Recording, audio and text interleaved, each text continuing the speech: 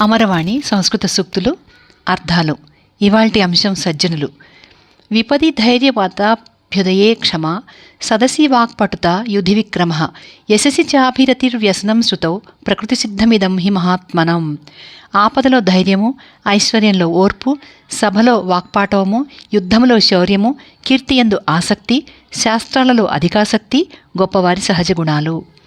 2వ శ్లోకం. సంపత్సు మహతాం చిత్తం భవేదుత్పల కోమలం ఆపత్సు చ మహాశైల సంఘాత కర్కశం. సంపద కలిగినప్పుడు గొప్పవారి మనసులు కలువల వలె కోమలంగా ఉంటాయి. ఆపదలు కలిగినప్పుడు కొండరాయిలాగా కఠినంగా ఉంటాయి. 3వ శ్లోకం. ప్రధానం ప్రచ్ఛన్నం గృహముపగతే సంభ్రమ విధి ప్రియం కృత్వా మౌనం సదసి కథనం చాప్యుపకృతే అనుత్సోకే లక్ష్మ్యాం నిరపి భవసారాః పరకదాః సతాం కేనోదిష్టం విషమమసిధారావ్రతమిదం.